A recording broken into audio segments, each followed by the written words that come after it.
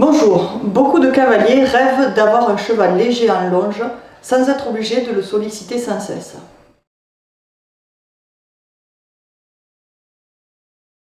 Je m'appelle Julie, je suis cofondatrice de la relation de complicité avec mon compagnon Thierry Lafitte et je vais vous présenter aujourd'hui un des principes d'apprentissage où le cheval doit être autoporteur. Alors, je vais vous expliquer ça tout de suite.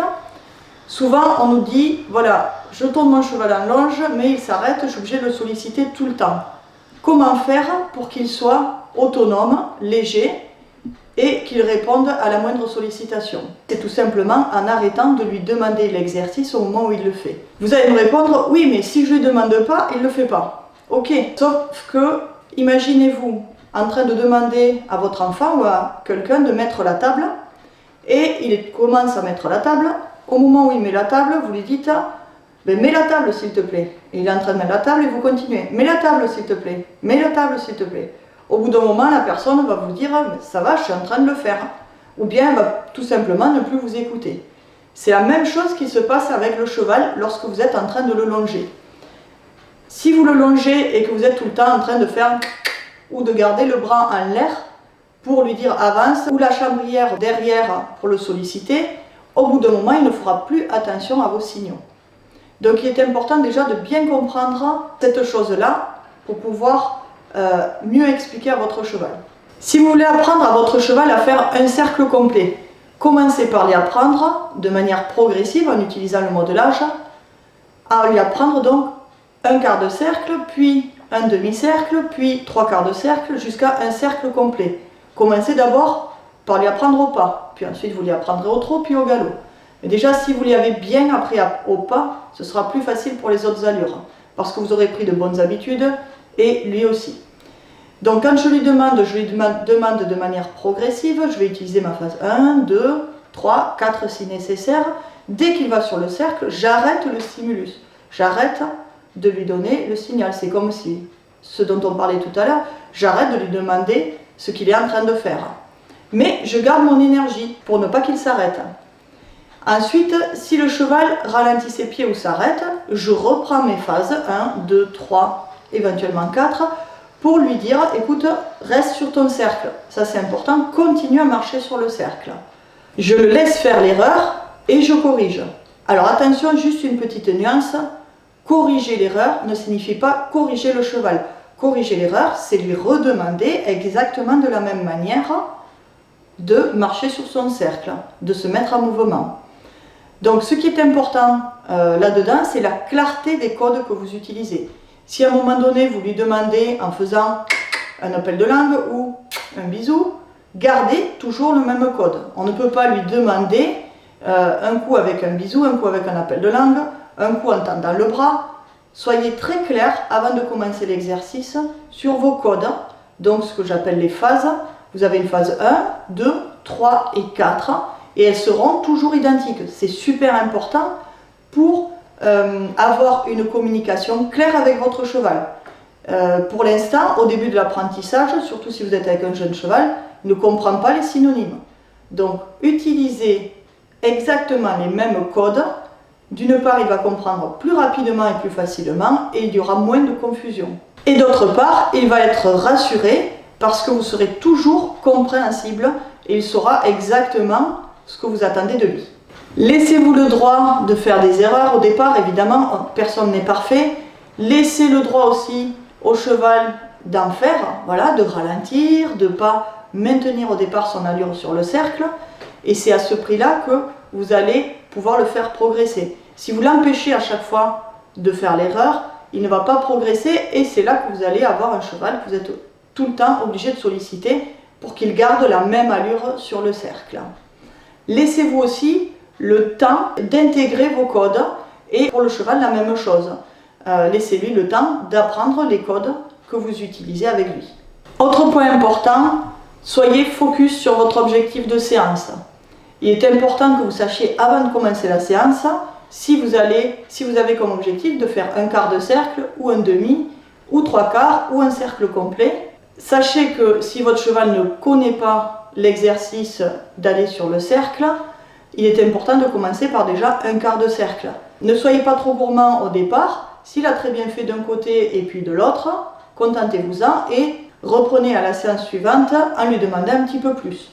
Concernant les prérequis dont vous avez besoin pour mettre votre cheval sur le cercle, il vous faut avoir un cheval qui cède au licol vers l'avant, un cheval qui recule de manière légère face à vous et un cheval qui déplace ses épaules par suggestion. Pour terminer le cercle, vous pouvez désengager les hanches, donc il vous faut avoir aussi un cheval qui déplace ses hanches par suggestion à distance. Nous nous retrouvons ici aujourd'hui avec Harlem pour illustrer donc, le cheval autoporteur sur le cercle. Donc, je vais vous montrer un petit peu comment on va s'y prendre pour travailler cet exercice-là. Donc Harlem a déjà des bases au niveau du travail sur le cercle et on va voir un petit peu comment améliorer ce travail-là. Je vais l'envoyer sur le cercle en déplaçant ses épaules, indiquant avec la main. Donc l'idée c'est, lorsque le cheval est sur le cercle, pensez bien à remettre vos mains en position neutre, c'est-à-dire devant votre ventre, avec le stick pointe vers le bas, et suivre tout simplement le cheval. Donc là, il manque un petit peu d'attention, mais ce n'est pas très très grave, du moment qu'il continue son exercice. Là, il ralentit, vous voyez, je vais lui demander d'avancer en avançant ma main, phase 1, lever le stick, phase 2. Il a accéléré ses pieds, je remets mes mains au même endroit. Donc, position neutre. Lorsque votre cheval a fait un tour sans varier d'allure, vous pouvez à ce moment-là demander à votre cheval de s'arrêter ou en désengageant, très bien, ou bien en l'arrêtant sur le cercle. Donc ne demandez pas trop au départ, pensez d'abord à un cercle complet, puis ce sera 2, puis 3. N'allez pas jusqu'à 10, ça ne sert à rien. Déjà, si le cheval reste à la même allure, avec la même direction, sur 3 cercles, c'est déjà très très bien. Donc, réalisez cet exercice des deux côtés. Tant que le cheval fait son travail, surtout, je ne lui demande rien. Je garde tout simplement mon énergie. Donc, l'énergie, on peut le représenter par, j'ai un spot au niveau du sternum et je garde ce spot allumé, c'est-à-dire sternum, voilà, vers le cheval, vers le milieu du cheval. Donc là, mon cheval a ralenti un petit peu, je vais lui demander d'accélérer ses pieds et de garder le même pas, avec toujours la tête vers nous, ça c'est important. Et je garde toujours cette posture. Voilà, chaque fois qu'il ralentit, je lui demande d'avancer ses pieds à la même vitesse. Voilà.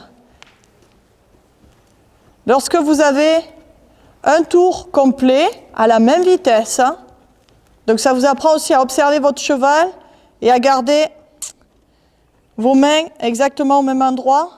Donc lorsque vous avez un tour, vous arrêtez le cheval, soit en désengageant, soit en l'arrêtant sur le cercle.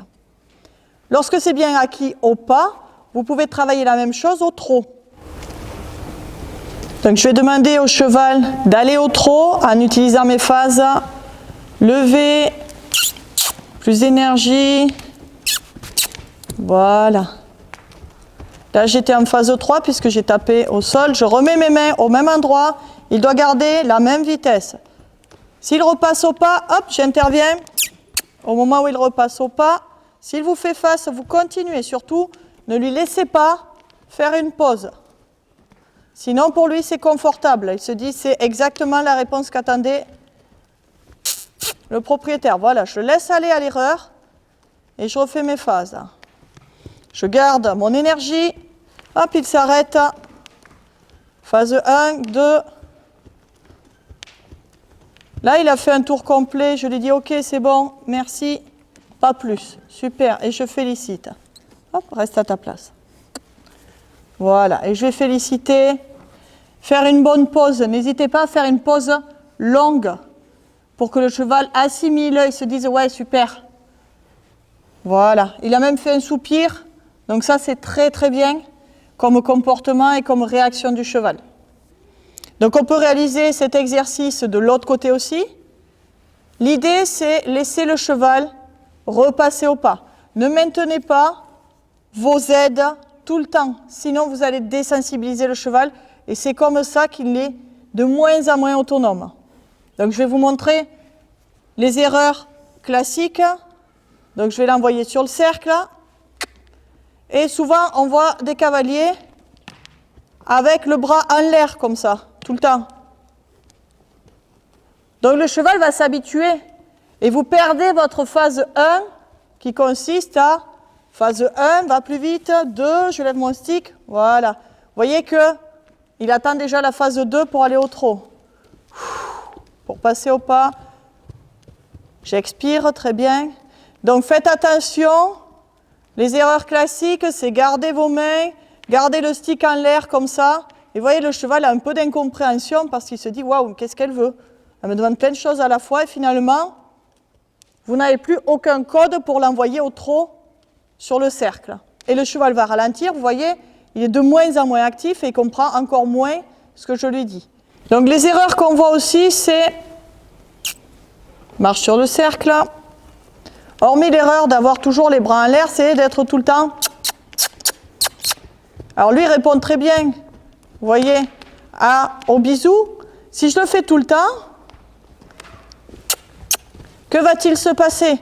Le cheval va devenir insensible au bisou. Je vais le repasser au pas. Mettre un peu le stick devant, expirer. Voilà, super. Donc faites bien attention à avoir des codes très clairs. Je vais l'arrêter, voilà. Faites bien attention à avoir des codes très clairs, qui soient très clairs pour vous. Si vous voulez que ce soit clair pour le cheval, il faut que ce soit clair pour vous. Si c'est un bisou pour aller au trot, un bruit de bisou pour aller au trot, vous le faites une fois, et ensuite vous passez à la phase 2. Donc ça va être peut-être tendre le bras, lever le stick, le toucher avec le stick. Donc ça c'est important que vous ayez bien en tête vos phases. Si vous avez bien préparé tout ça, et que vous le maîtrisez parfaitement, que vous l'avez visualisé, ce sera hyper simple à comprendre pour le cheval. Et du coup, vous pourrez avoir une relation extraordinaire avec lui et surtout une communication de plus en plus fine. Si vous êtes clair pour le cheval, vous voyez là, ça a été clair pour lui la leçon, il est détendu, il bâille, il est vraiment tranquille, on vient de passer juste 10 minutes à éclaircir ça pour lui. C'est facile pour lui et c'est super, c'est un grand plaisir pour moi de m'être fait comprendre par lui. Donc ce à quoi vous devez penser aussi, lorsque vous longez votre cheval, au niveau des aides, ça va être aussi votre regard. Je regarde l'épaule, je regarde où il doit aller. Donc ça c'est très important. Je vais regarder pour ma part plutôt au niveau du passage de sangle. Je peux regarder l'ensemble aussi du cheval. Je n'ai pas un focus à un endroit précis. Voilà. Ce qu'on peut faire aussi pour vérifier que le cheval est bien autoporteur, c'est à un moment donné s'arrêter et demander au cheval de continuer à tourner autour de nous. Donc on va essayer avec Harlem, c'est la première fois qu'il va le faire. Donc ce qui se passe souvent c'est ça, vous voyez, vous avez le cheval qui est derrière vous. Donc n'hésitez pas, voilà, touchez avec le stick. Pour l'instant il apprend, je laisse faire l'erreur. Donc on va passer la longe derrière notre dos. Petit bruit de bisou, super. Continue à tourner. Ça c'est parfait, c'est la première fois qu'il le fait. Je vais l'arrêter et lui dire ok, génial, pas plus. Très bien. Donc ça permet de vérifier que le cheval est bien autoporteur et qu'il a bien compris l'exercice. Donc n'hésitez pas à le faire d'abord au pas, comme je viens de faire, dans un sens, puis dans l'autre, et puis ensuite vous pouvez le faire au trot, voire au galop.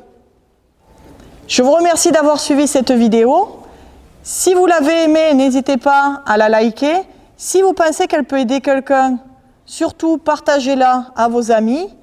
Et si vous avez des commentaires ou des questions, n'hésitez pas à les écrire, nous ferons un plaisir d'y répondre. Merci et à très bientôt pour une prochaine vidéo.